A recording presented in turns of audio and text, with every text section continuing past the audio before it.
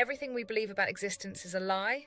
We are not in a world created for us, but in a prison buried deep within a nightmare realm. The ancient myths we dismiss as stories might not be myths at all, but warnings.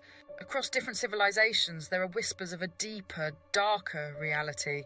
One where we are not children of a loving creator, but offspring of something monstrous.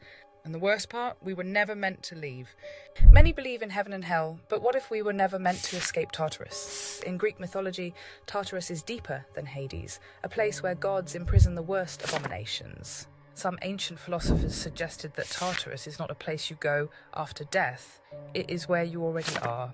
The Orphic Mysteries, a secret Greek cult, hinted that human souls are trapped here as punishment for an ancient crime. If true, that means we are not in the land of the living, we are already in the land of the damned. Could it be that what we call life is just a layer of illusion, preventing us from seeing the abyss we truly exist in? Lilith, are we her children, not Adam's? Religious texts tell us that Adam and Eve were the first humans. But older stories tell a different tale, one where Adam's first wife Lilith bore offspring not from love, but from defiance. Lilith was not made from Adam's rib, she was made equal to him from the same dust. When she refused to submit, she left Eden, fleeing to the darkest corners of existence. Some myths say that she became the mother of an entirely different species, one with no connection to God, no divine favour.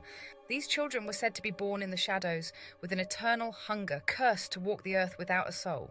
Could it be that we are not the children of Adam and Eve at all, but rather the forgotten offspring of Lilith, living in a world designed to keep us from remembering the truth? Long before the biblical god, there was Tiamat, the original mother of chaos and the sea. In Babylonian mythology, Tiamat was the creator of existence, the force of raw creation. But the gods, led by Marduk, turned against her. They ripped her apart, using her corpse to create the sky, the earth, and the seas. The world we live in is not a divine paradise, it is the remains of a murdered goddess forced into unnatural order. This means that our reality is literally made from the body of a dead god. A god who once ruled chaos, not order. What if the so-called natural world is an abomination? The force structure created from death and betrayal? If we are trapped in Tartarus, if we are the cursed children of Lilith, and if the world is built from the corpse of a murdered god, then what does that say about our perception of reality? Religions tell us to obey, to wait for salvation, but what if that is the lie?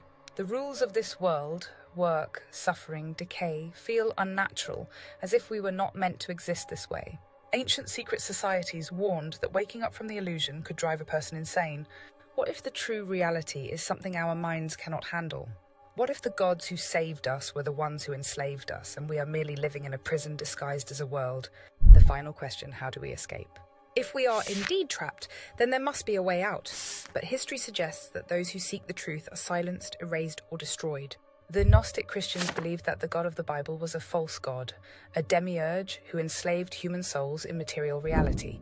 The Orphic Mysteries spoke of breaking the cycle, of escaping the prison of Tartarus. Even in Hinduism and Buddhism, the goal is to awaken from illusion and escape the cycle of suffering. Could it be that the real battle is not between good and evil, but between the ones who see the prison and the ones who do not? The chilling reality, we were never meant to be free. Everything you've been taught about life, about morality, about existence, could be nothing more than a prison script, keeping you from asking the only question that matters: who put us here and why? Are you ready to know the truth, or is the truth so terrifying that it was never meant to be found? Because if you look too deeply into the abyss, it might look back.